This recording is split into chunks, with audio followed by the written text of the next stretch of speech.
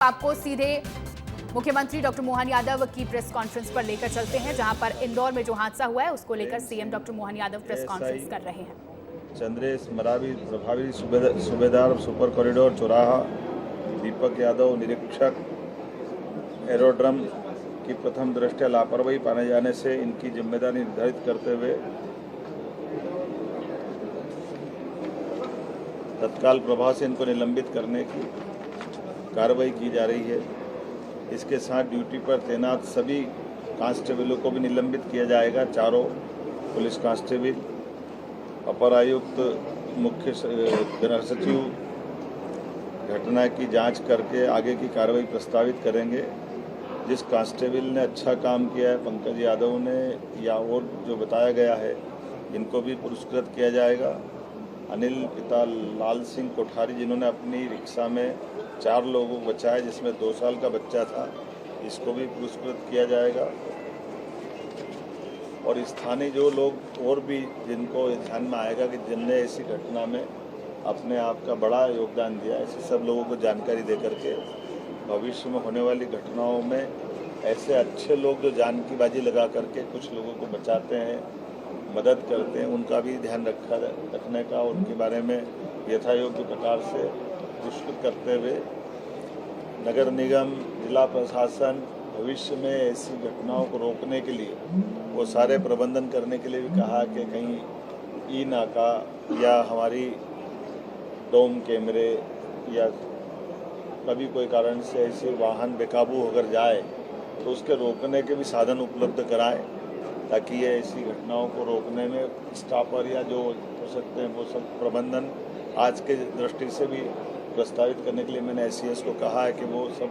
देखे। ये जो हमारे हैवी ट्रैफिक से संबंधित ऐसे मार्ग हैं, इनका यातायात का भीड़ के दबाव का आकलन कर ले, कैसे कैसे इनको कंट्रोल कर सकते हैं। ज़रूरत पड़ेगी तो एलिवेटेड रोड वगैरह बनाना हो, एलिवेटेड ब्रिज बनाना हो, जैसे भी कर सकते हैं वो सब तरह से विचार करने के लिए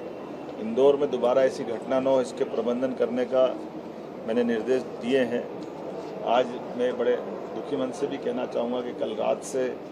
जब ये घटना घटी है, सच में मेरे मन में भी और हम में से कई सारे लोगों को रात को नींद भी बड़ी मुश्किल से कैसे आई होगी, आप भी जान सकते हैं। ये बड़ा कठिन दौर था जिसमें भगवान महाकाल ने ही बाल बाल बचाया, नहीं तो बड़ी घटना हो सकती थी। लेकिन हमको इस सब बातों से ये भी सबक लेना कि दोबारा ये घटना न हो, इसीलिए सारे प्रबंधन करने के लिए मैंने अपने सारे कार्यक्रम कैंसिल करके यहीं तुरंत आकर के घायलों से मिलने का, पूरी घटना की विस्तृत जानकारी लेने का और वरिष्ठ अधिकारियों को इस पूरे काम पे लगाया, ताकि वो इसकी तह में भी जाए कि इस सारी घटनाओं के अंदर कोई हमारी कहाँ चूक हुई, भविष्य में वो चूक ना हो, इस पे भी हम काम करें। एक और कल हमारे लिए सौभाग्य की बात है,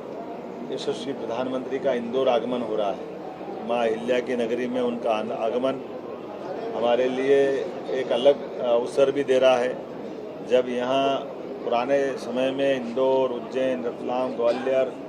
कॉटन मिल हुआ करती थी, जब कॉटन की बड़ी बड़ी इंडस्ट्रियाँ चलती थी, राजा महाराजाओं अंग्रेज़ों के काल में बड़ी बड़ी इंडस्ट्रियों से लोग रोज़गार पाते थे। बाद में सरकारों के, कांग्रेस की सरकारों के द्वारा ध्यान न देने के कारण से धीरे धीरे करके वो सारे मिल बंद हो गए। मिल बंद होने से और बड़ा नुकसान हमारी कॉटन की जो खेती कपास की होती है। ऐसे में हमारी सरकार ने प्रयास किया कि ये वापस कॉटन कैपिटल हमारा राज्य बने, कपास की खेती को फिर प्रोत्साहन दे और फसल से लेकर के धागा से लेकर कपड़ा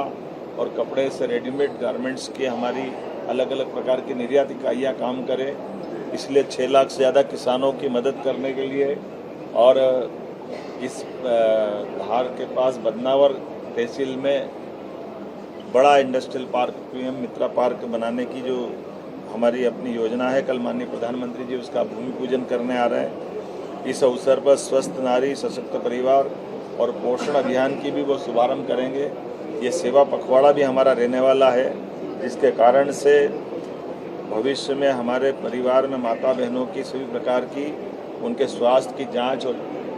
जागरूकता संबंधी सभी कार्यक्रमों का कल शुभारंभ होगा। साथ ही साथ हमारे वहाँ उसी कैंपस में सभा के साथ जब एक तरफ पार्क का भूमि पूजन होगा, वहीं पर सभी प्रकार की जांचों का भी शिविर का आयोजन हमारे द्वारा किया गया है, जिसमें हमारी सभी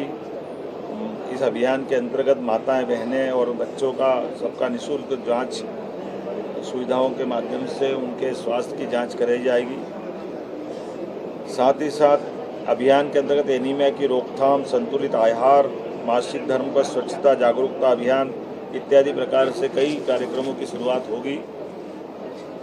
हमारे द्वारा ये जो पीएम मित्रा पार्क है, लगभग 2158 एकड़ में होने वाला ये बड़ा पार्क है, जिसके माध्यम से विश्व स्तरीय सुविधाओं से सुसज्जित किया जाएगा। ये देश में 7 पीएम मित्र पार्क लोगों को रोजगार उपलब्ध कराने के लिए माननीय प्रधानमंत्री जी की कल्पना के बाद अपना साकार रूप ले रहे हैं। लेकिन हमारे लिए और आनंद की बात है कि इसका सबसे बड़ा और सबसे पहला पार्क का भूमि पूजन हमारे यहाँ ही हो रहा है। और इसकी एक और बात है कि जब हमारे विकास का शुभारंभ होगा, मई समान रूप से 11 तारीख तक पूरे पार्क की सभी लैंड का अलॉटमेंट देश के बड़े बड़े स्वनाम धन्य सारे कॉटन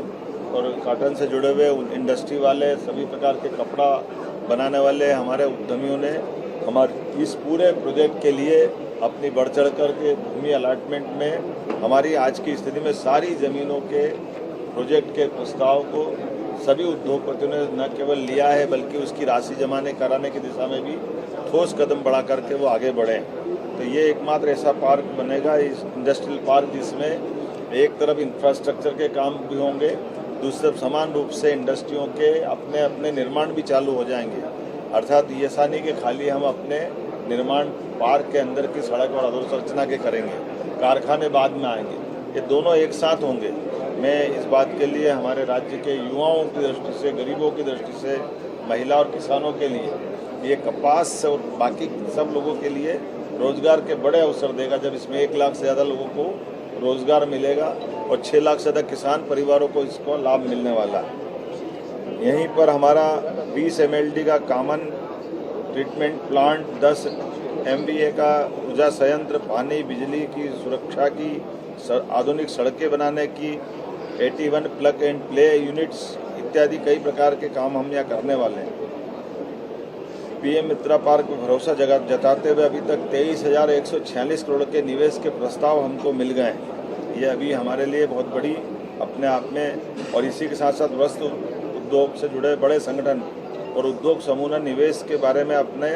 प्रस्ताव हमको दे दिए हैं। धार से निर्मित वस्त्र और परिधान अब सीधे ग्लोबल अर्थात विश्व के मार्केट पे जाएंगे, जिसके कारण से मध्य प्रदेश टेक्सटाइल हब के रूप में जाना जाएगा। मैं मान के चलता हूँ कि प्रधानमंत्री मोदी के 5F के अनुसार फार्म से फाइबर, फाइबर से फैक्ट्री, फैक्ट्री से फैशन और फैशन से फॉरेन तक ये वैल्यू चेन हमारे यहाँ बनने वाला रहेगा। हमारे बीच में आज जब ये मैं पार्क की बात कर रहा हूँ तो इसके आधार पर कई सारी सौगातें और भी मिलने वाली है। और सेवा पखवाड़े के माध्यम से 17 सितंबर से 2 अक्टूबर तक स्वच्छता सेवा अभियान, जिसकी जन भागीदारी, स्वच्छता, सेवा, जन कल्याणकारी कार्यक्रम अलग अलग प्रकार से जो हमने पूर्व में बताए हैं, मैं इस अवसर पर एक बगिया माँ के नाम से लगा करके हमारे स्पोर्ट्स की सभी प्रकार की एक्टिविटी और बहुत सारे कामों के बारे में भी हमारी अपनी सरकार के माध्यम से सामाजिक संगठन, राजनीतिक दल सबको जोड़ करके इस पर काम कर रहे हैं। कल सुमन सखी चैटबॉट की लॉन्चिंग भी माननीय प्रधानमंत्री जी के द्वारा होगी, जो प्रधानमंत्री सुरक्षित मातृत्व अभियान के माध्यम से मातृ एवं शिशु स्वास्थ्य में जागरूकता के लिए सुमन सखी चैटबॉट लॉन्च करेंगे। सिकल सेल स्क्रीनिंग के 1 करोड़वें कार्ड का भी कल वितरण, एक तरह से हमने ये अलग अलग प्रकार की सिकल सेल एनीमिया की जांच का जो अभियान चलाया है, लगभग 1 करोड़ लोगों की जांच हमने करी है। ये बड़ा अभियान, तो इसका 1 करोड़वा कार्ड कल हम वितरण करेंगे। प्रधानमंत्री मातृ वंदना योजना के अंतर्गत मातृत्व के सम्मान, सशक्तिकरण, ऐसे कई कामों को हाथ में लेकर के देश भर की पात्र महिलाओं के खाते में भी योजना की राशि अंतरित करेंगे, जिसमें 1 लाख से ज़्यादा माताएं बहनें हमारे राज्य में भी लाभान्वित होगी। आज के इस अवसर पर मैं पुनः कल पधारने वाले माननीय प्रधानमंत्री जी का आपके माध्यम से अभिनंदन करूंगा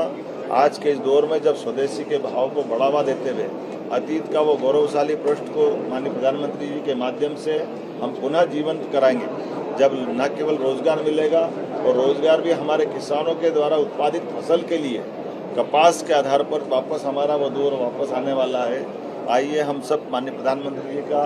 पलक पावड़े बिछा करके अभिनंदन करने वाले हैं और उनके माध्यम से रोजगार की जो सौगात मिल रही है ये कई लोगों के जीवन में बदलाव लाएगी। युवा, महिला, गरीब, किसान सबके जीवन के लिए कल का दिन मील का पत्थर रहेगा।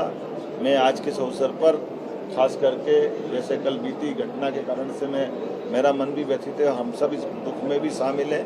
लेकिन एक बाबा की लीला है, कोई ऐसा खराब समय था जिसके कारण ये घटना घटी है। लेकिन मैं आश्वस्त करता हूँ अधिकारियों को, हमने ताकीद किया है किसी हालत में दोबारा ऐसी घटना नहीं घटे।